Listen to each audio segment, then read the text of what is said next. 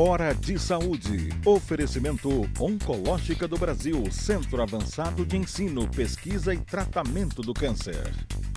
Macedo Hospitalar, tradição em tecnologia presente nos melhores hospitais da Amazônia.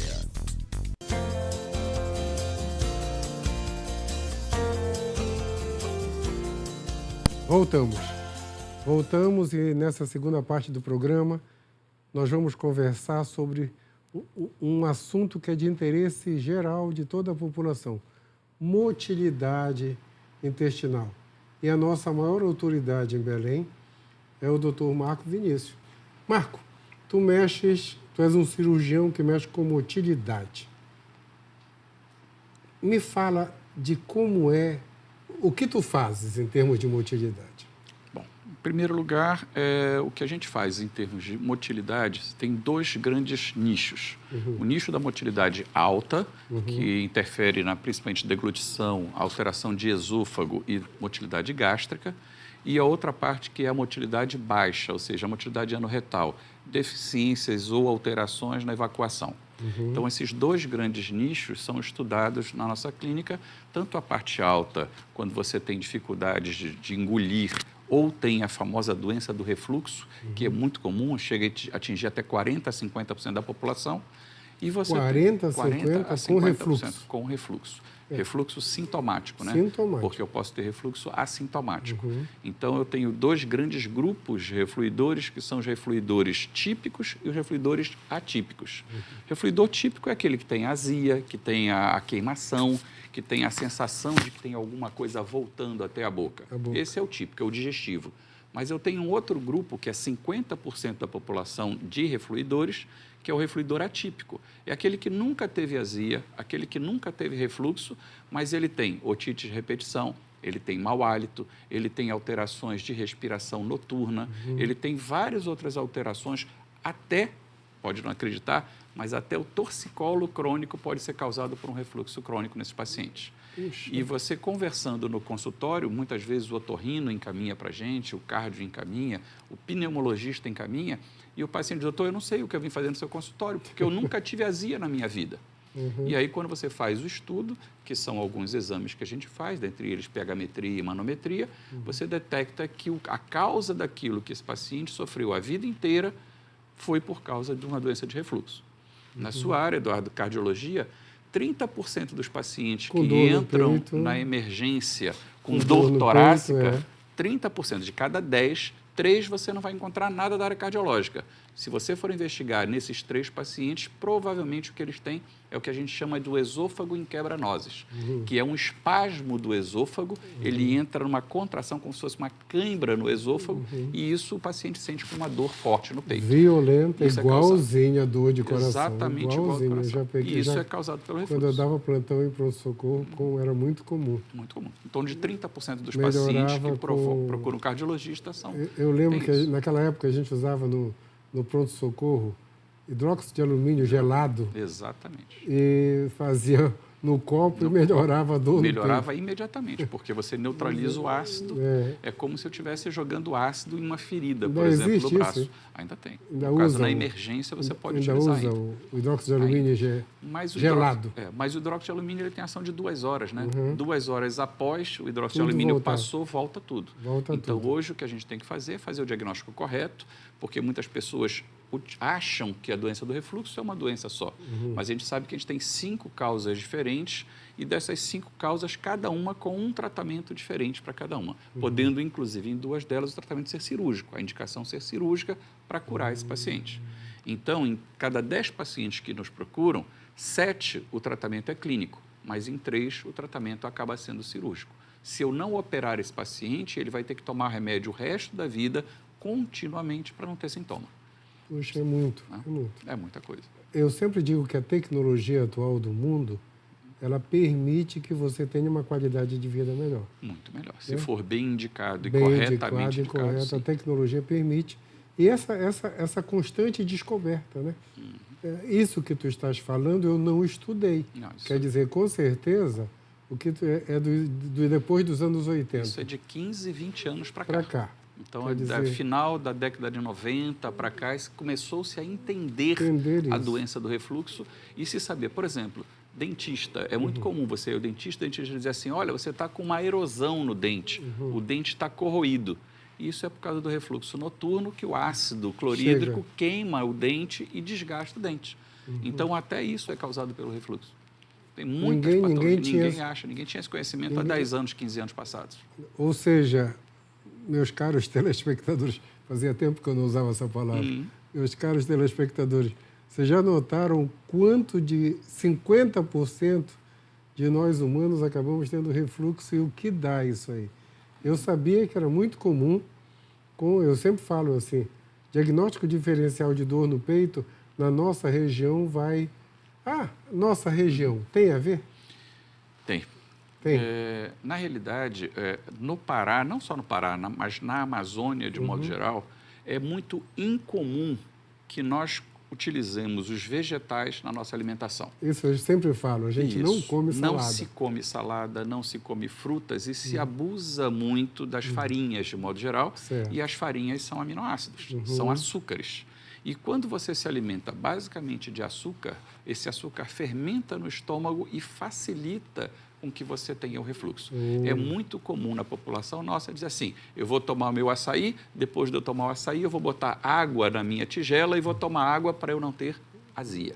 Porque é muito comum você, depois do açaí com a farinha, você ter o refluxo por causa principalmente da farinha. Isso é o dia a dia na Amazônia. Exatamente. Então, a ideia popular que você toma água na tigela, você não vai ter. Mas isso melhora com aquele efeito que nós falamos do hidróxido de alumínio. Você lava o que está no esôfago, não deixa aquilo provocar a azia.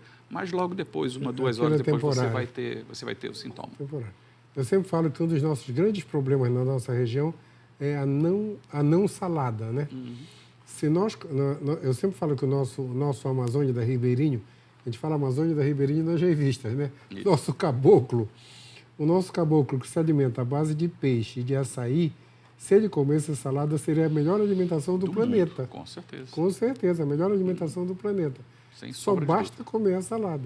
Mas como ele não come a salada, ele começa a ter refluxo. Então, eu sempre falo, assim, a gente faz as perguntas de coração, né?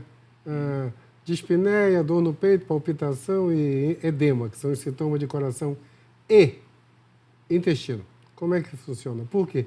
Porque o pessoal não come salada, muita gente é obstipada, né?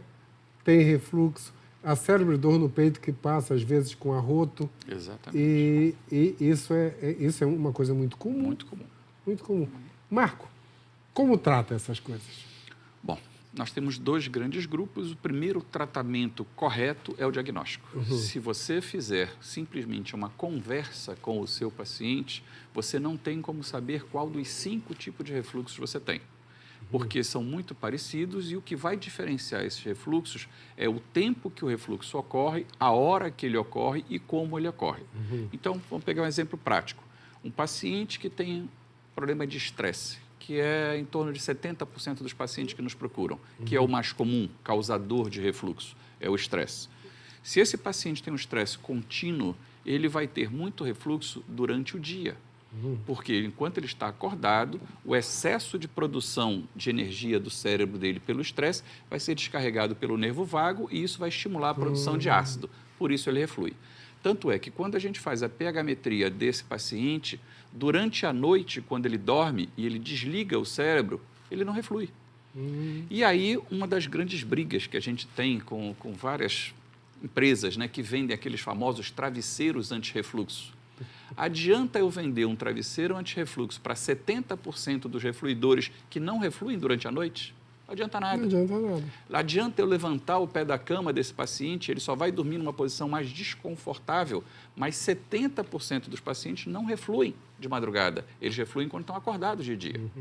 Então, esse diagnóstico para esse paciente que tem um refluxo diurno, que ele é 70% dos pacientes que nos procuram, não adianta o tratamento cirúrgico.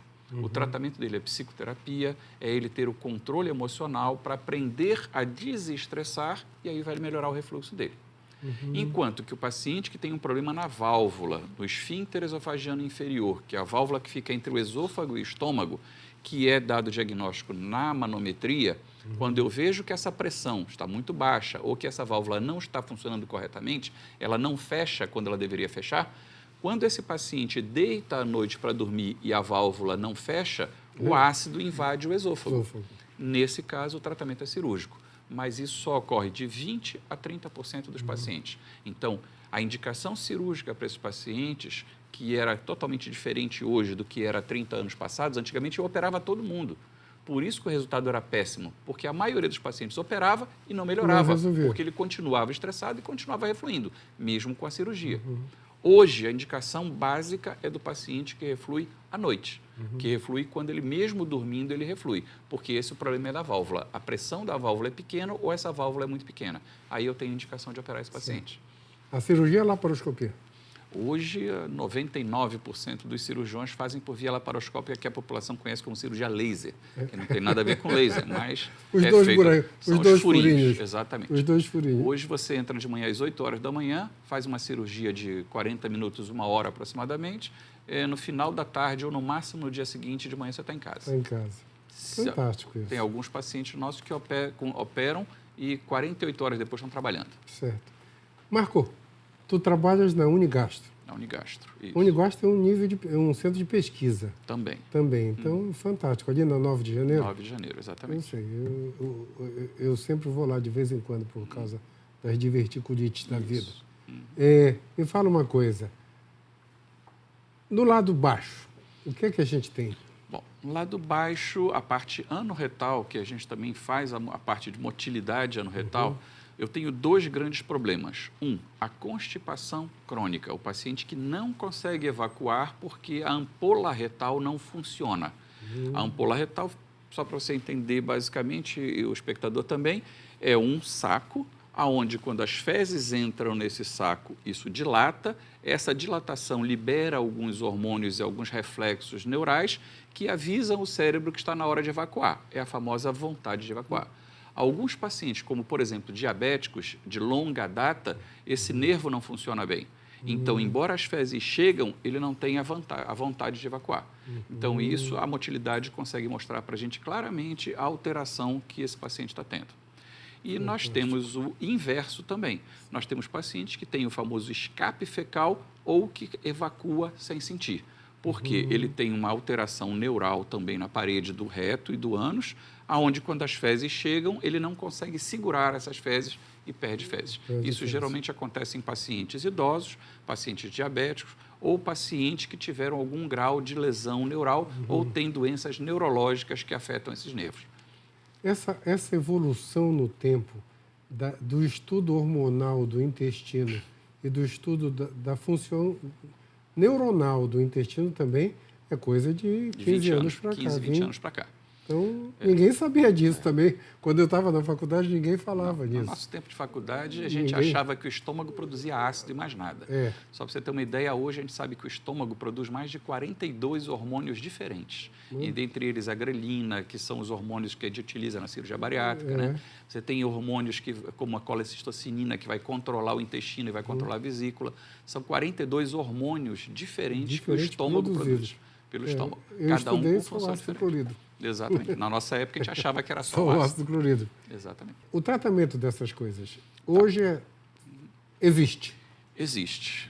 O grande parte dos tratamentos, da parte baixa principalmente, a gente utiliza um acompanhamento junto com o proctologista. Porque eu tenho que informar para o proctologista qual é a alteração que tem. Alguns deles, quando eu tenho, por exemplo, hiperreatividade muscular, até a toxina botulínica pode ser utilizada nesses pacientes. Em compensação, se eu tenho, por exemplo, o paciente que é diabético crônico e esse nervo já está lesado, poucas coisas eu vou poder melhorar a vida desse paciente. E, às vezes, em casos extremamente graves, até uma colostomia pode ser indicada para que ele tenha uma qualidade de vida melhor. Embora a colostomia seja uma coisa agressiva ainda hoje, às vezes é melhor o paciente ter uma colostomia que ele consegue colocar uma bolsa e controlar a evacuação com essa bolsa do que ele ficar perdendo fezes continuamente, sujando, porque ele não vai ter uma vida social nem nada. Então, isso tudo é um caso a ser discutido com o proctologista que está acompanhando o caso. Puxa, mas ainda bem que tudo isso se descobriu. Né? Com certeza. Marco, a gente acabou o nosso tempo. Usando um termo bem de rádio, tuas considerações finais. Eu queria inicialmente agradecer ao Dr. Eduardo pelo convite de estar aqui. Tá? Agradecer também ao público e a chance de esclarecer, porque às vezes a dúvida sobre essas doenças acaba levando a tratamentos errôneos e a colocações que não devem ser feitas. A gente vê muita coisa ser feita errada para esses pacientes. Então, eu acho que a população em geral precisa desse tipo de entrevista. E, mais uma vez, eu te agradeço, Eduardo, pela oportunidade de estar aqui esclarecendo isso e a chance de levar esse conhecimento a grande parte da população para que ela, pelo menos, tenha um direcionamento. Procure sempre profissionais bem informados e que continuam evoluindo, para que você tenha um bom tratamento. 95% das patologias de motilidade do tubo digestivo têm como ser, se não curadas totalmente, pelo menos bem controladas em 80% a 90% das vezes. Obrigado, Marco. Obrigado. Em breve a gente continua essa conversa. Okay. Até a próxima. Hora de Saúde. Oferecimento Oncológica do Brasil, Centro Avançado de Ensino, Pesquisa e Tratamento do Câncer. Macedo Hospitalar, tradição em tecnologia presente nos melhores hospitais da Amazônia.